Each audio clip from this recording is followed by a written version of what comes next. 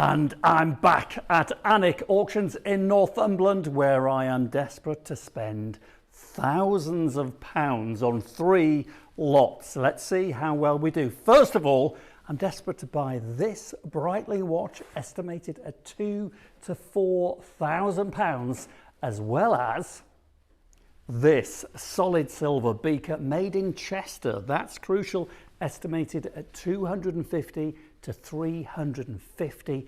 I'm going to try and buy it. And you are not going to believe it, but it's true. I'm going to try and buy this, a boxed, never opened 1983 Amstrad computer. The world's gone mad. Okay, let's get going. Let's try and spend some real money. And we'll start with this, a Breitling 18 karat solid gold watch. If you know me, you know I love my watches, and the watch market in recent years, particularly for gents wristwatches, has gone ballistic. There is no other way of describing it. This is the aerospace model by Breitling. It's got the original strap, the original 18 karat gold buckle. It's heavy, it's masculine, it's missing a battery, it's not running, right? So you're going to take a punt here. This is a super quartz watch, meaning it's battery powered, but it's accurate to within a nanosecond of any other battery powered watch. The thing is, the battery is obviously defunct. There is no new battery here. We don't know whether it works. So the buyer is genuinely taking a punt, which makes it really exciting. £2,000 to £4,000, big, broad estimate here. I'm going 2,250. I need to own this watch after I've paid all fees, fiddled around with the back, getting a battery and maybe servicing it. It needs to owe me £3,000 or less for me to make a quick and a good profit. So here we go. I'm ready to spend. What's your prediction? Let's go and find out. I'm just going to dive straight in here. Let's get this thing going. Next up, this is a good one. Here we go. We've got the Breitling Ahead 2-1. Aerospace Thank you. with original strap, 18 karat folding lock, requires the batteries. But once you get that up and running, that we normally put batteries in it, but the shops are all shut, so we couldn't do it. Remember, 2,250 is where I'm going. Plus 25% commission, you know, it's going to be £3,000-ish. Okay, 2,200, I've been outbid. Do I want to bid 2,300?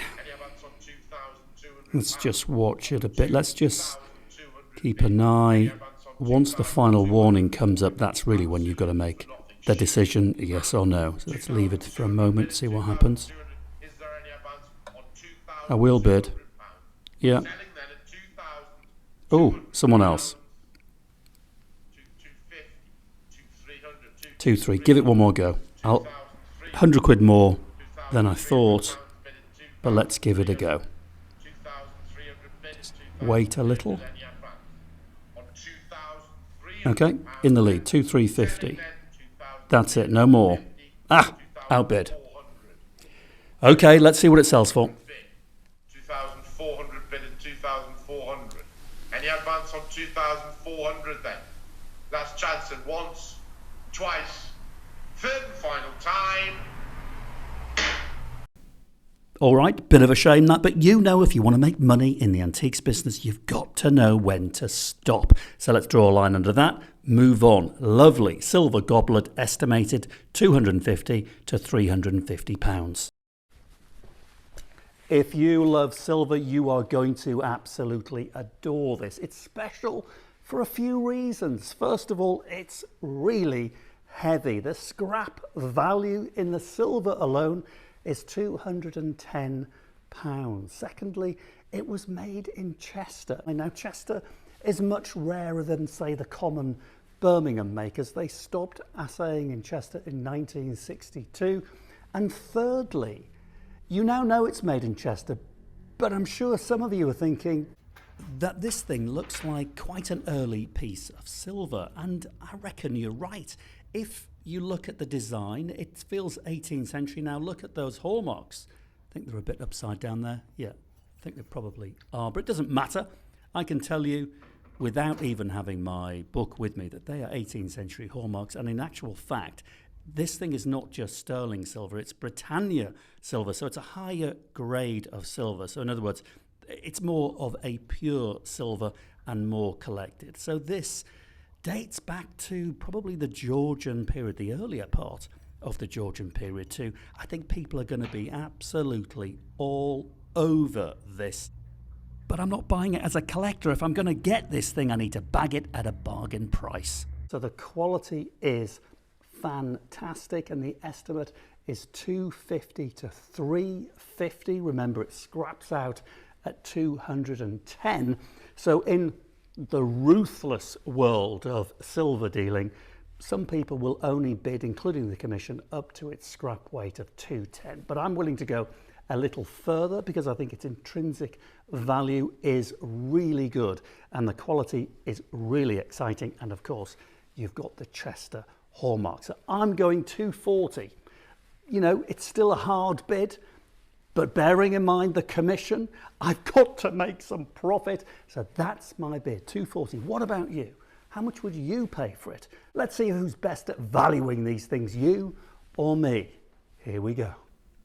I've been thinking a lot about this. I think I might have to pay a bit more. Let's just get... Oh, wow, look at that room bid, 350. The auctioneer hasn't even started yet. In fact, where is he? Seem to have lost him. But already there's somebody in the room bidding. There he is. 350. I'm going to have a go. Do you know what I've been thinking? I haven't been able to stop thinking. There you go, in the lead, 360. Thank you very much. Breaking all my own rules, but I've been outbid. Okay, calm down, David. I'm going to watch it sell. What would you do in this situation? I think this is really very rare now, but I could be bidding against private collectors and pay too much. What would you do? Leave me some comments down below. Let's see how much it sells for. 490, bid at 490. 90, 500. 510. 510, bid at 510. 510 pounds, bid at 510. 510 pounds, bid at 510 pounds, bid. Any advance on 510? And by the way, never forget you've got the commission, about 25% on top of that. Advance on 510. 510, it is at 510 then. 520. 530. 530, bid at 530. 530, bid at 530 pounds, bid. Any advance on 530 then? 530, bid at 530. 530 pounds, bid at 530. Any advance on 530 then? Last chance, I will sell at 530. Last chance at 530. Hammer's going down at 530 pounds. And wow, with the commission, that's around £665. Probably a lucky escape. Let's move on to something bonkers beyond belief, estimated at 100 to 200. Now listen, I don't mind admitting that I have bought some complete monstrosities in my time, but this computer probably beats the lot of them. Why I'm keen to buy it, I don't actually know, but it's really sort of interesting. This hasn't been opened ever. It's a 1983 Amstrad computer with an estimate of 100 to 200 pounds. I mean, who on earth is going to buy it? Alan Sugar, if you are out there, this lot has your name written all over it. I bet even you don't have an unopened 1983 computer. And just a quick bit of background for those of you that don't know, it was Alan Sugar, now Lord Sugar, that set up Amstrad in 1968. And here's something interesting. Amstrad is made up with the initials AMS for Alan Michael Sugar, then add on trading, Alan Michael Sugar Trading, you get Amstrad. But back to this really interesting lot. Who's going to buy it? Well, it kind of taps into that really unusual, odd market, the geeky market, and I mean that in the nicest possible way. If you're a bit of a geek making lots of money, that's where the money is. They're the people making the big money these days. You could turn this into a coffee table. You think I'm joking? I'm not. I once saw in New York 16 Barbie dolls in a box. They were all separately boxed in a cardboard box, sell for $5,000. The box had an x-ray on the top of it proving that the Barbie dolls were in it, and the guy bought it. He was going to make it into a coffee table, just literally put a piece of glass on the top. So I want it. I don't know why, but I'm going to bid hard. 100 to 200 pounds. I have no idea what it's worth, who on earth I'm going to sell it to, but I'm going to bid 60 quid. That's it. If I get it, it'll just be a bit of a laugh. What do you think? What's it worth? Let's go and find out how much it sells for. Okay, got to tell you, I've changed my mind completely on this. I want it more. I'm going top end estimate and I'm bidding. Here we go. Oh, it's off. I'm getting outbid all over the place. Everybody wants it. Okay, let's sit back and watch it a little while. What would you do with this thing? I actually had a thought I might just buy it and then make a video on YouTube opening it for the very first time after, 40 years almost? That would be quite interesting. But I've subsequently looked into this market and there are a couple of big buyers of these things. You'd be astonished. I'm going to have another go.